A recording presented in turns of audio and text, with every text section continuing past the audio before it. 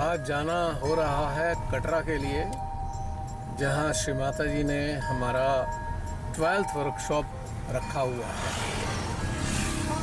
और ये जो रास्ता मैं जो शूट कर रहा हूँ, ये जम्मू से कटरा के बीच का है। मुझे याद है सबसे पहले कटरा आना हुआ था मेरा 1991 में, अपने फ्रेंड्स के साथ आना हुआ था। तो सबसे पहले आना हुआ 1991 में, अपने फ्रेंड्स के साथ यहाँ आना हुआ था। तब तक श्री माता जी ने मुझे अपने श्री चरणों में ले लिया था। हालांकि मेरी आस्था तभी भी ऐसी नहीं थी, धार्मिक प्रवृत्ति का स्वभाव मेरा कभी रहा नहीं, लेकिन ये था कि चलो होके आते हैं, अच्छी जगह है। और अगर वो डेटी हैं, देवी हैं, तो माँ है ना, तो माँ तो प्रेम देंगी, या माँ के प्रति प्रेम होता है। इस भावना के तहत मेरा जाना हुआ। और उसके बाद एक बार और आना हुआ, ये शायद मुझे याद आ रहा है, शायद 2004 या 5 में। बस उसके बाद नहीं आना हुआ इधर। और अब तो श्री माता जी ने बुलाया है साक्षात अपना प्रोग्राम कराने के लिए, उन्हीं की व्यवस्था है सारी। वो देखें कैसा रहता है, आनंद आता है। बस इतना होता है कि जब पहाड़ शुरू होते हैं तो फिर मुझे लगता है अब शूट कर लेना चाहिए। उससे पहले तो बिल्कुल दिल ही नहीं करता कैमरा निकालने का, कहीं से कहीं तक भी। क्या सुंदर नज़ारे हैं। इस वक्त तापमान चल रहा है 26 डिग्री, लेकिन फिर भी उमस है। 26 के बावजूद भी उमस है थोड़ी।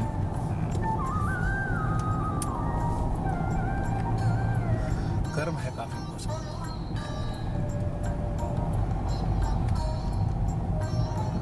ये भी इस वक्त बादल छाए हुए हैं, एक अच्छी फीलिंग आ रही है बादलों की,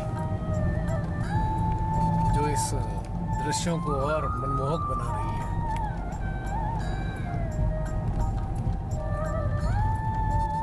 ये जम्मू से लगभग 40 किलोमीटर का एक सफर है, जिसमें 1.5 घंटे का समय लगता है लगभग।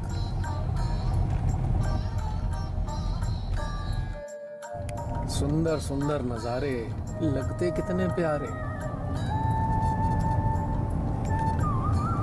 जितने भी देवी स्थान हैं, वहाँ पर चैतन्य की वर्षा होती है। वहाँ देखने के लिए कुछ नहीं है। कोई कहे दर्शन करके आ रहे हैं, अरे भाई देखने का यहाँ कुछ नहीं है। दर्शन का मतलब है जो यहाँ से ऊर्जा का स्रोत मौजूद है, वहाँ से जो ऊर्जा बह रही है, उसकी अनुभूति करना वास्तविक दर्शन कहलाता है। अनुभूति को आप स्थापित करें अपने सिस्टम में। जैसे हमारी नसिका होती है, वो ऑक्सीजन को ग्रहण करती है, तो परम को ग्रहण करने के लिए एक नसिका और लगी है हमारे तालु भाग पर, सहस्त्रार पर, सहस्रदल कंवर जिसको कहते हैं। इस सहस्त्रार रूपी नसिका के जरिए हमें परम शक्तियों को ग्रहण करना है, इनहेल करना है। तो इसीलिए यहाँ आने का लाभ है, क्योंकि देखने का यहाँ कुछ भी नहीं है, नथिंग। जितने स्वयंभू स्थान है, यहाँ देखने का कुछ भी नहीं है सिवाय प्राकृतिक सुंदर सुंदर दृश्यों के। लेकिन जो ग्रहण करने का प्रसाद है, जो प्रसाद है वास्तव में, वो सहस्त्रार से ग्रहण किया जाता है। और इसी का आनंद है। सच्चाई ये है। क्या दृश्य है, छाए हुए बादल और उसके नीचे सौंदर्य को बढ़ाती हुई हरियाली।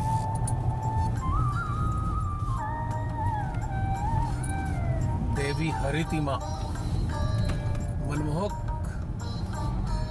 अपने उद्भावों से हमारी जीवात्मा को, हमारी आत्मा को आनंदित कर रही है, सुकून दे रही है। कितना सुकून महसूस हो रहा है। हाँ, आप लोग भी कर सकते हैं। एहसासात भले ही मेरे हो, पर ये आपके भी हो सकते हैं। जरा जुड़ के तो देखिए। इस देवी हरितिमा से हृदय गदगद हो जाएगा, दिल आनंद से भर जाएगा।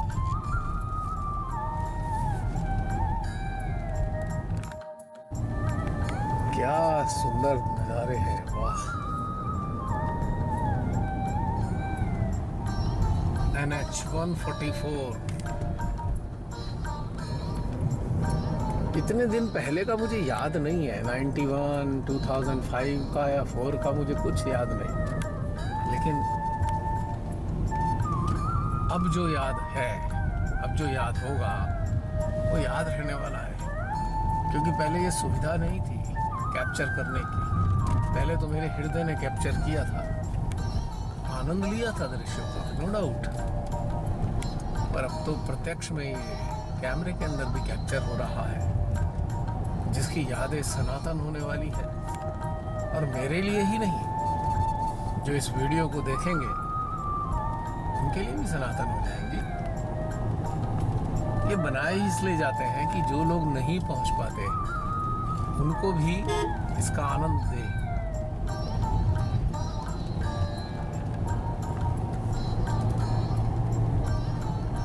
सुंदर रास्ता है। हालांकि मुझे थोड़ा सा याद है कि जम्मू से जब बस चली थी तो बड़े सुंदर सुंदर दृश्य दिखाई दिए थे। बड़ा सा एक फूलों का एक उपवन दिखाई दिया था, लेकिन बाकी आगे की यादें नहीं है। तो अब संजोई जा रही हैं यादें।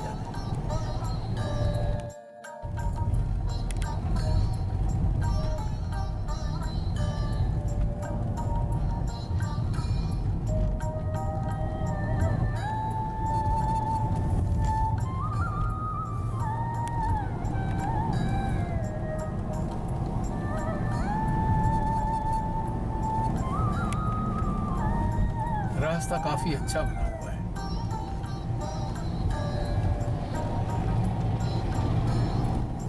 PWD at your service. कहीं कहीं लैंडस्लाइड है, बरसात होती है तो कुछ ना कुछ तो गिरता ही है, पहाड़ है कच्चे।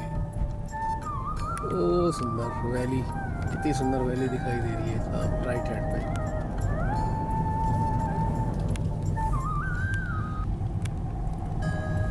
ये थोड़ी चिकनी हो गई है सड़कें मट्टी के कारण।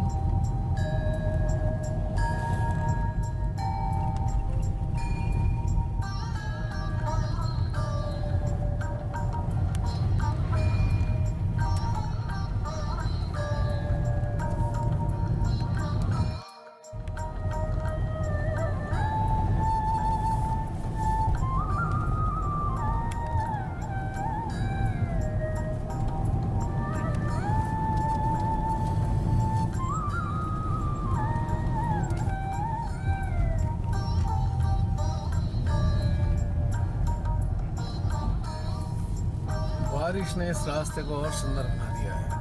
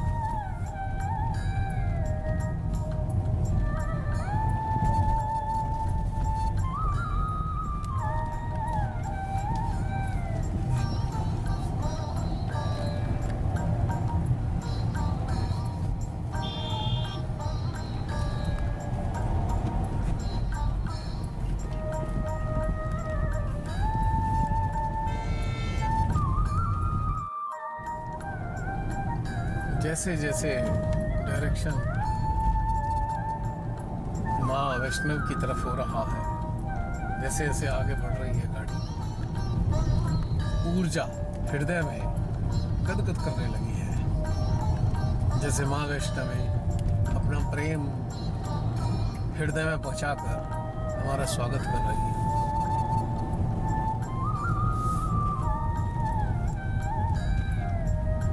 उनका कम्युनिकेट करने का तरीका यही है, वो ऊर्जा के माध्यम से कम्युनिकेट करती है, हृदय में सहस्त्रार में ऊर्जा देकर बातचीत करती है। जो ये बातचीत करना सीख जाएगा उसका जीवन ही तर जाएगा। जो सहज साधक है उनको जरूर ये बातचीत सीखनी चाहिए, और सीखने के लिए कुछ स्पेशल कोर्स की जरूरत नहीं, मात्र शांत होकर ऊर्जा की जो एक फ्रिक्वेंसी है, डिफरेंट काइंड की जो ऊर्जा महसूस होती है, उसकी जो इंटेंसिटी है, उसको महसूस करना है। और समझना कैसे है कि मान लीजिए कोई चीज मन में चली तो उसके प्रति उत्तर में ऊर्जा की किस प्रकार की आवृत्ति यानी फ्रीक्वेंसी महसूस हो रही है। ये जो घटती बढ़ती ऊर्जा की आवृत्ति है और उसकी इंटेंसिटी है, घनत्व है उसका, ये बातचीत का तरीका है। धीरे धीरे अभ्यास करने से ये चीज आ जाती है। मान लीजिए हमने माँ वैष्णवी से कहा, माँ मैं आपसे बेहद प्रेम करता हूँ। जैसे ही हम ये कह के चुकेंगे उसके बाद जो प्रति उत्तर में माँ का आएगा हमारे हृदय में, हमारे सहस्त्रार में, वो इतना इंटेंस होगा, या अभी भी हो रहा है, जो कहेगी माँ कहते ही है जैसे, अरे बच्चे मैं भी तो तुझे उतना ही उससे कहीं ज़्यादा प्रेम करती हूँ। तो इस तरीके से हम माता वैष्णवी से बातचीत कर सकते हैं। ये बड़ा सुंदर होता है बातचीत करना, यदि समझे तो। So beautiful.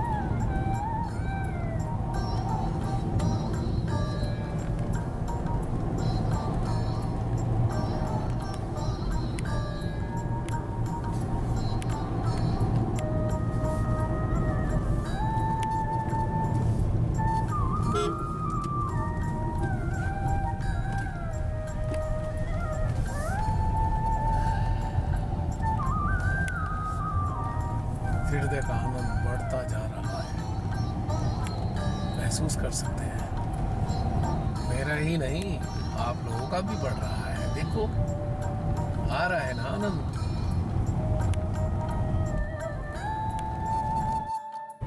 ये देखिए भक्त जा रहे हैं, पूरी गाड़ी बना रखी है, दरबार लगा रखा है गाड़ी में।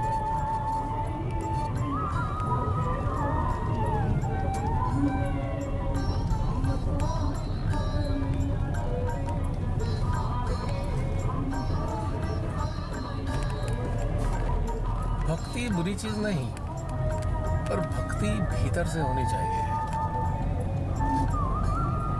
बाहर की भक्ति घटती बढ़ती रहती है, पर अंदर की भक्ति पहाड़ की तरह, चट्टान की तरह एज इट इज हमेशा के लिए। और वो भक्ति स्टेब्लिश कब होती है? जब इस ऊर्जा का आदान प्रदान होता है, तब जाकर वास्तविक भक्ति स्टेब्लिश होती है। बाहरी रूप से भक्ति का प्रगटीकरण खास महत्व नहीं रखता। मैं क्षमा चाहूंगा, मैं जो सत्य बता रहा हूँ, हो सकती है ये बात थोड़ी सी ठीक सी ना लगे, लेकिन हकीकत यही है। क्योंकि ज्यादातर मैंने देखा है जो भक्ति का संबंध संसारिक वेलफेयर से लगाते हैं। अगर बहुत अच्छा हो गया, माँ के प्रति और श्रद्धावान हो गए, और कुछ गलत हो गया, विपरीत हो गया है, तो माँ से याचना कर रहे हैं, माँ ये क्यों हो गया? जो वास्तविक भक्ति है ना तो याचना करती है, ना कोई डिमांड करती है, और ना ही कोई शिकायत करती है। वो वास्तविक भक्ति है। और ऊर्जा, आहा क्या आनंद के साथ ऊर्जा की अनुभूति होती रहती है लगातार।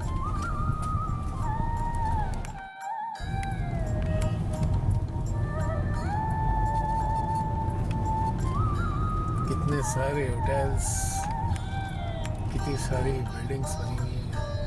Take the next right onto Jammu Road. शहर सही लग रहा है बिल्कुल ये तो।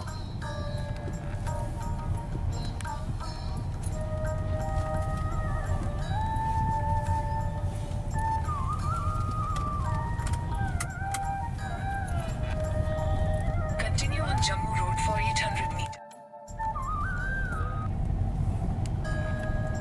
अभी जगह जगह होटल के एजेंट जो हैं आपको बार बार रोकते रहेंगे।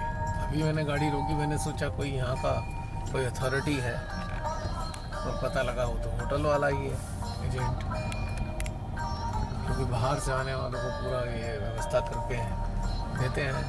जो आते हैं पूछते हैं भैया कहाँ जगह मिलेगी।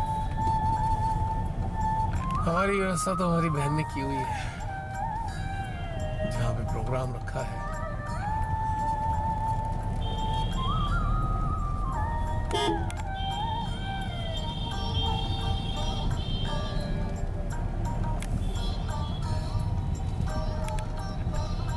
लगता है पहुंच ही गए हैं। नहीं,